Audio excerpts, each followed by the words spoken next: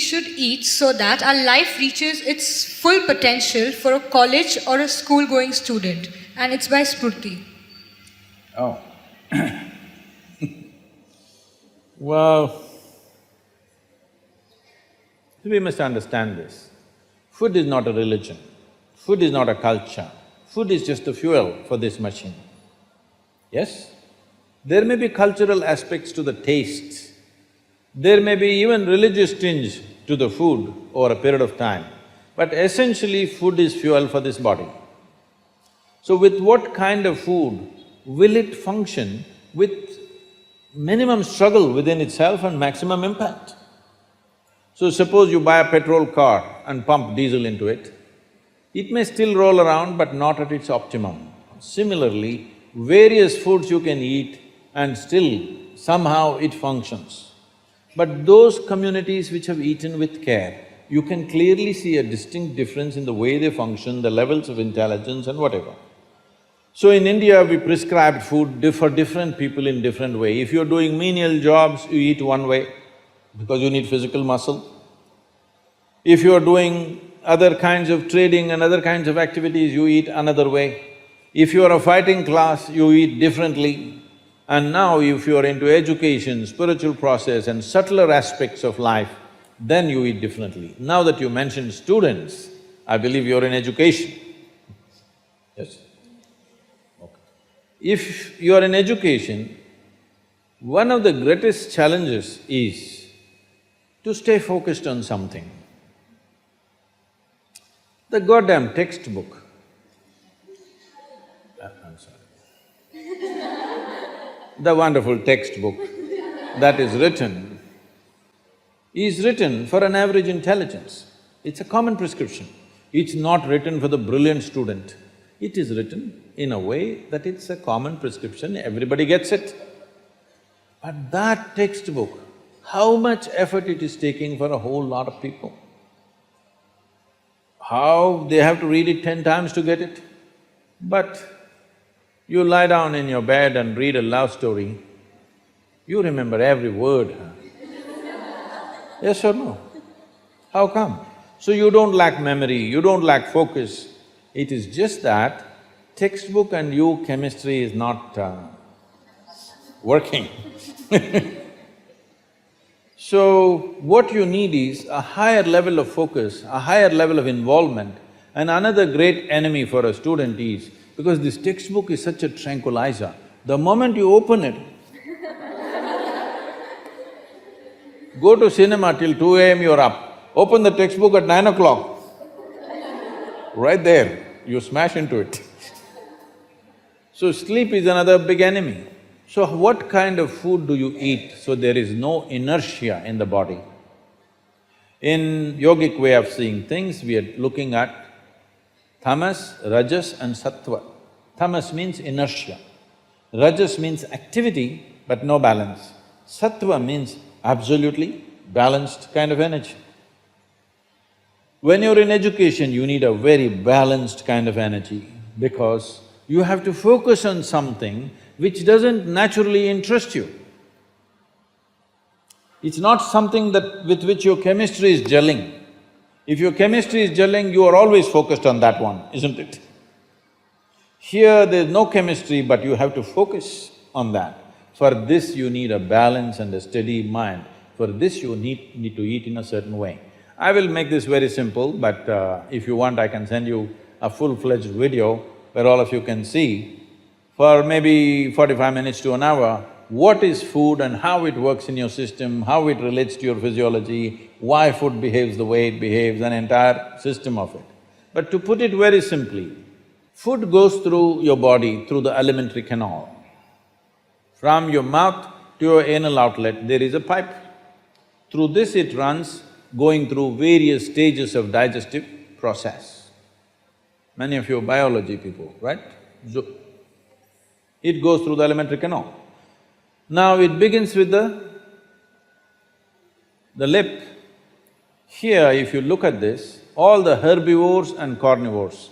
If you look at the animal kingdom, there are herbivores and carnivores are two main segments of animals in the world. One eats vegetable matter, another eats meat.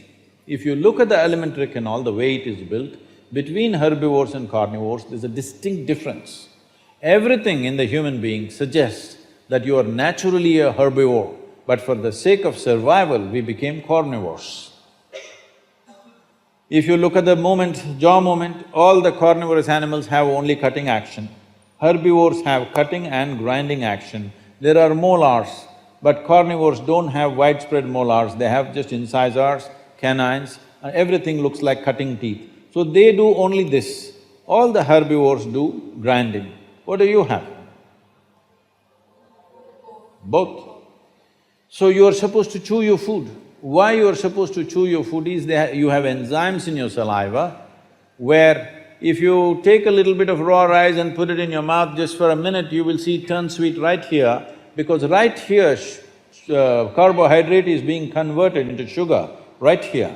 So if you eat properly, then we say about 30 to 50% of your digestion should happen in your mouth. So this part of the digestive system is expecting half digested food or partially digested food. But right now the way we're eating is mostly we're putting not only undigested food, but partially destroyed food. So the amount of food that you need to get the same amount of energy has increased. You're eating much more food than what you should eat to generate that much of energy. Because of that, there is inertia in the body, because it has to process so much more food than what it should, there is inertia. Once there is inertia, your sleep quota increases. How many hours do you sleep on? Hello? 8 hours. You're going by the prescription, huh?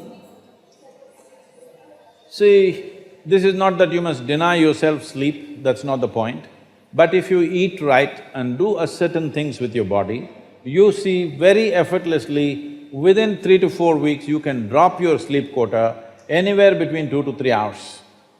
1.5 to 3 hours, very easily you can drop if you just eat consciously and just learn to sit properly, just the posture, your geometry of the body and what goes into the system. If you just manage these two things, you will see sleep quota will just come down like that.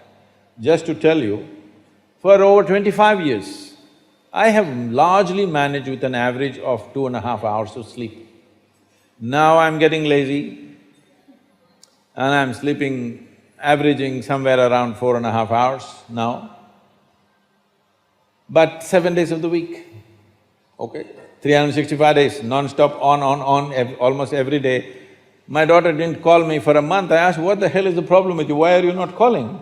She said, every 6 hours you're in the new city, what the hell I'm supposed to do?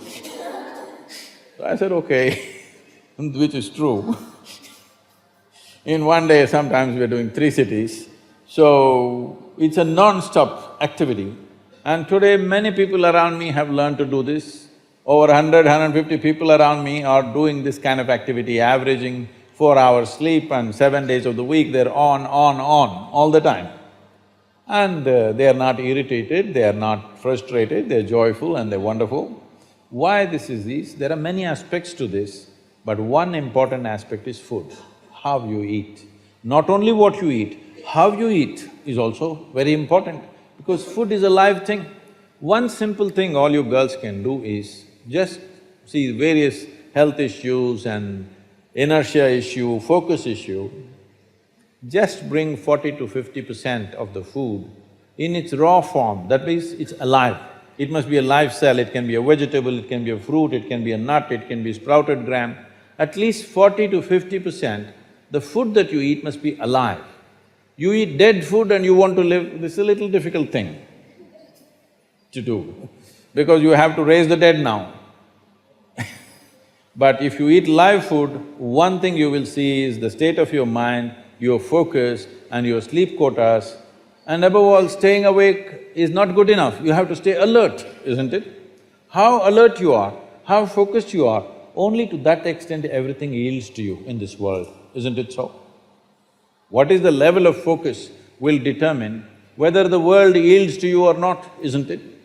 And one more aspect of life, one more aspect of food is, when you consume something, it must be of a simple genetic code, in the sense, it must be a very simple software.